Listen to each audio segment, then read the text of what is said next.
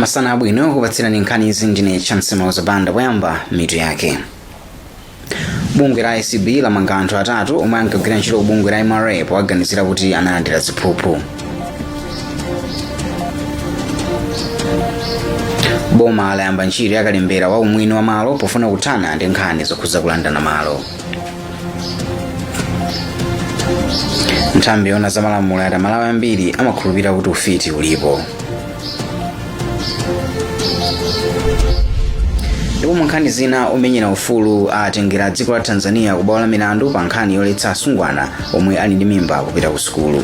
Tindizi ndi zina zambiri khalani pomwepo. Bungwe la Anti-Corruption Bureau ACB lamanga omwe anali ogwira ntchito ku bungwe la Malawi Revenue Authority MRA atatu powaganizira kuti analandira ziphuphu.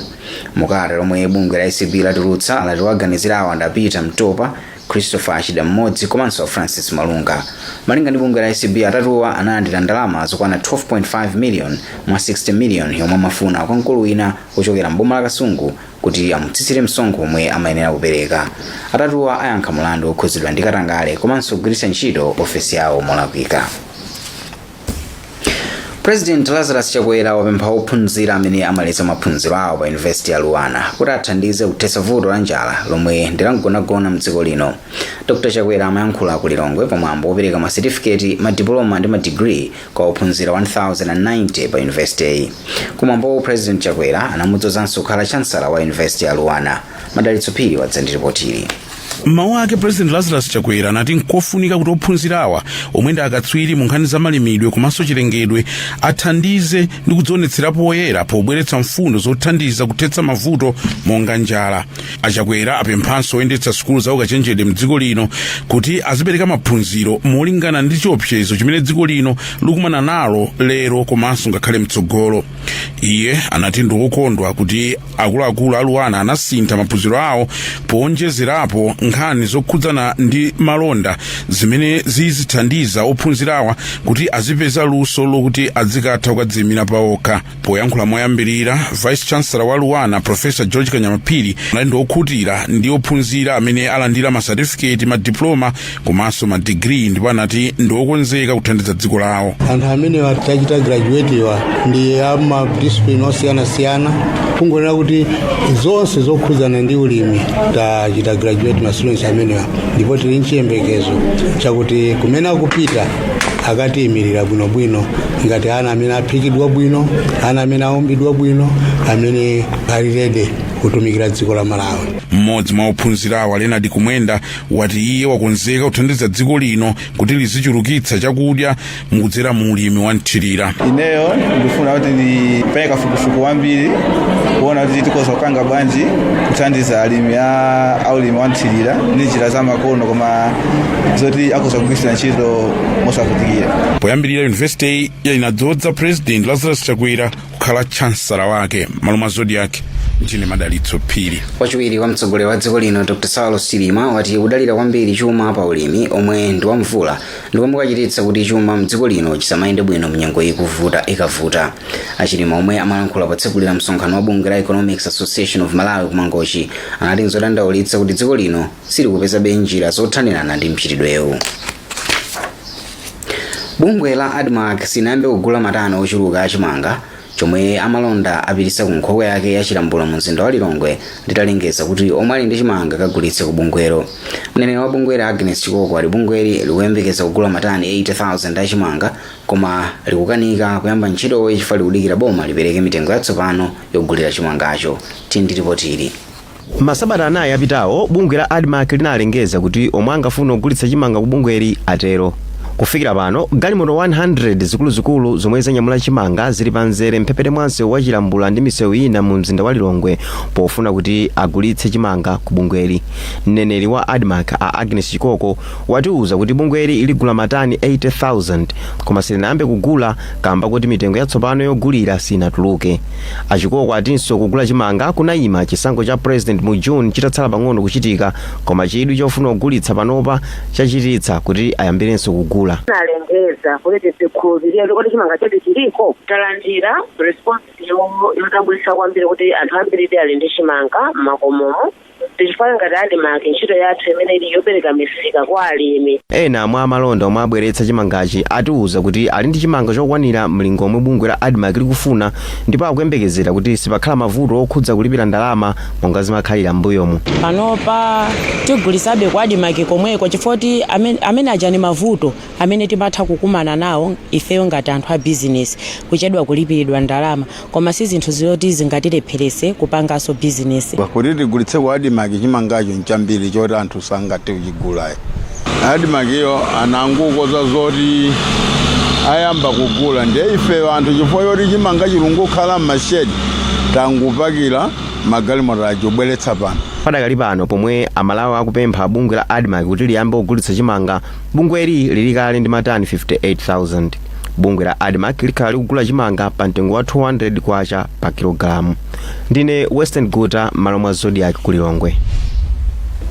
Pali chiyembekezo choti nkhani zokhuza kulandana malo zichepa pomwe boma layamba ntchito yakalembera wa umwini wa malo m'boma la Chikwawa. Nduna yona za malo Akenzi Msukwa wauza atolankhani lachisanu kuti akukhulupirira kuti izi zithetsa mchitidwe olondana malo makamaka ndi anthu ochokera maiko ena kapena adindo. Monga momwe Christopher Sande akufotokozera, minda ya anthu 9,700 ayilemba kale. Christopher Sande ali ndi zambiri. Nduna yoona za malo Akenzi Msukwa ndi wachiwiri wawo Abidamia anali m'boma la Chikwawa lachisanu kukaonerera mmene ntchito yakalembera wa umwini wa malo ikuyendera.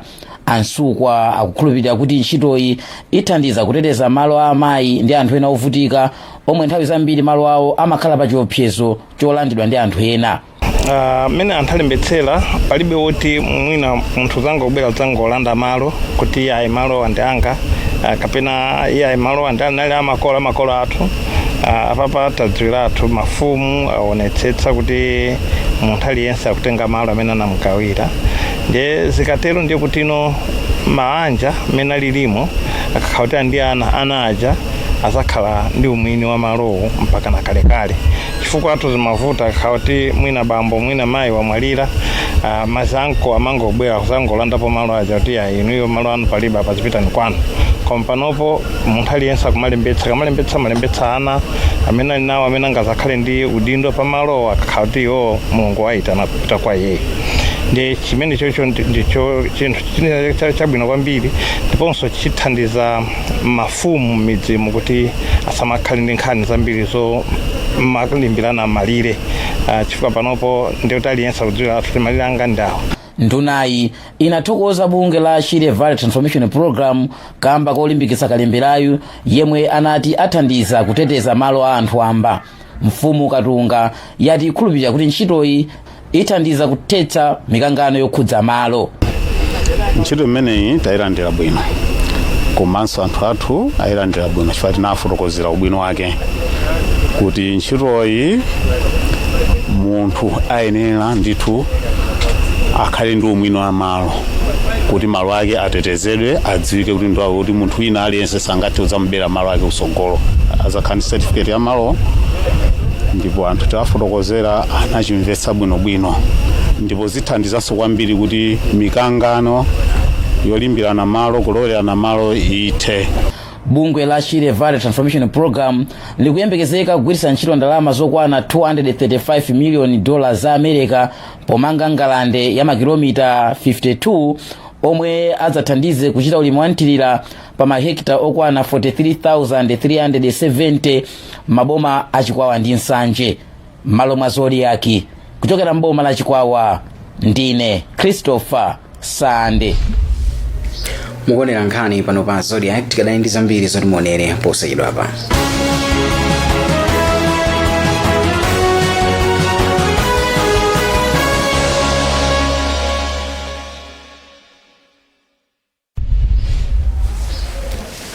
Takulandiraninso koma tisanapite nkhani izi tikumbutsani mitu yake. Bungwe la ACB lamanga anthu atatu omwe ankagwira ntchito bungwe la MRA powaganizira kuti analandira ziphuphu. Boma layamba ntchito yakalembera wa umwini wa malo pofuna kuthana ndi nkhani zokhuza kulandana malo.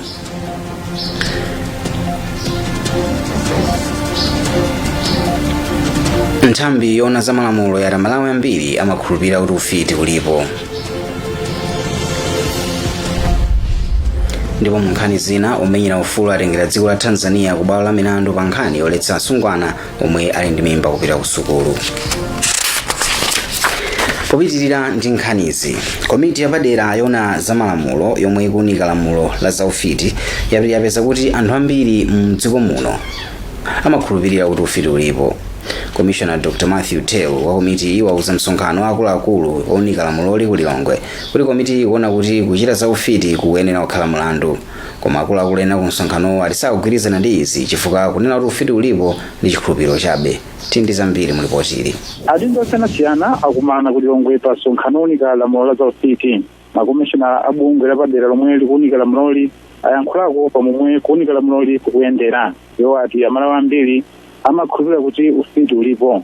Mawu awo Dr. Matthew Telu anati anthu ena amakhulupirira kuti anthu omwe amachita ufiti amatha kusowa, amauluka pogwiritsa ntchito zinthu monga mabasiketi, komanso ena amayenda osavala kapena kumavina usiku.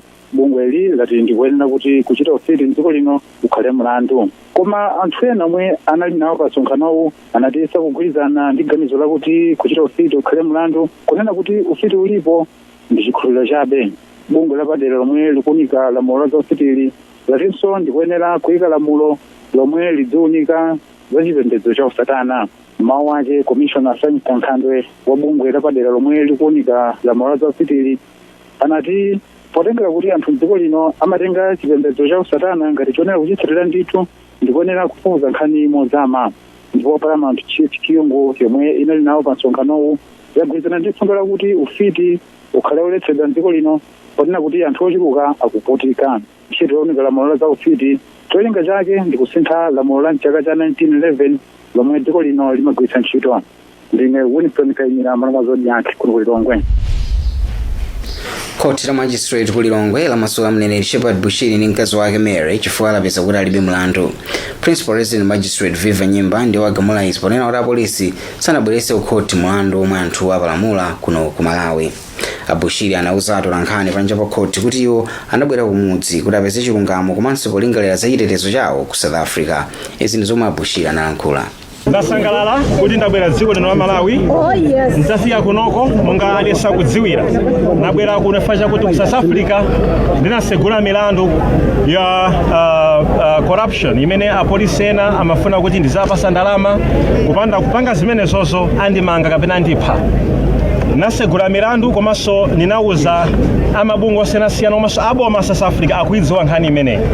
Koma anthu amene asegula milanduwo mobwezera anandimanga ine, apolisiwo anandimanga ine. Nafunafuna kuti inenso ndikhale chilungamo mdziko la South Africa koma sinathandizidwe.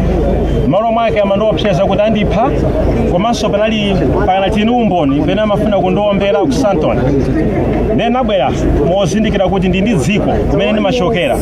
Lero zikozokhala ine mawa ndi Malawi wina. Nkutheka alipo Malawi ena amene anadusa mzimenezi koma analibe kuti angayankhule. Ine pozindikira kuti ndili ndi malamulo amene amanditeteza ine mu dziko lino la Malawi, nabwera kuno mozindikira chimenecho chokuti ndikabwera ku dziko lino la Malawi malamulo amenewo antiteteza. Ndikubwera kwa kuno ndi nkhani imeneyo kuti kuli bwino kandi ndiluze katundu ku South Africa ndili zinthu zambiri South Africa zimene ndaluza koma zilibe ntchito moyo ndiofunikira kwambiri kusiyana Mulungu alemekezeke kuti lelolo Mulungu atipasa chipambano, si chipambano cha loya komanso chipambano changa komanso chigonjetso cha Mulungu kumwambako kuli yawe zikomo. Nkhani za masewero, mphunzitsi wa timu ya dziko lino ya osewera osadutsa zaka 17 Craig Nsakakuona watali ndi chikhulupiriro kuti osewera ake ayamba mpikisano wa COSAFA lero ndi chipambano pomwe akhala osewera ndi Botswana. Nsakakuona wapempha Malawi kuti adeke kamba kuti osewera ambiri omwe watenga ndi koyamba kuti asewere ku mpikisano wa COSAFA omwe akuseweredwa ku South Africa. Timu ya dziko lino ili mu gulu B la mpikisano limodzi ndi matimu a Zambia, Botswana komanso Eswatini. Munkhani za maiko ena omenyera ufulu wa amayi atengera dziko la Tanzania ku bwalo la milandu pa nkhani yoletsa asungwana omwe ali ndi mimba kupita ku sukulu. Bungwe la Women's Rights Group lakatola nkhani ku bwalo loona za ufulu mu Africa la Africa Court on Human and People's Rights, ndipo makalata lomwe bungwe latulutsa atachita izi pozindikira kuti zaka zikupita boma la dzikoli lisakumva dandaulo lawo pa nkhani. Boma la dziko la Tanzania sinayankhulepo pa nkhani. Lamulo lomwe analivomereza mchaka cha 2002 limati msungwana akangotenga mimba azimuchotsa pa sukulu kamba kuti amakhala oponya lamulo la ungwiro. Atsikana pafupifupi 8,000 amasiya sukulu pa njira kamba kotenga mimba pa chaka, malinga ndi ripoti lina la Human Rights Watch. Apanso ndipo mtsiriziro pa nkhani zathu masanano kumatisanasiyane tionenso mitu yake. Bungwe la ACB lamanga anthu atatu omwe ankagwira ntchito ku bungwe la MRA powaganizira kuti analandira ziphuphu. Boma layamba ntchito yakalembera wa umwini wa malo pofuna kuthana ndi nkhani zokhuza kulandana malo. Nthambi yoona za malamulo yati Amalawi ambiri amakhulupirira kuti ufiti ulipo.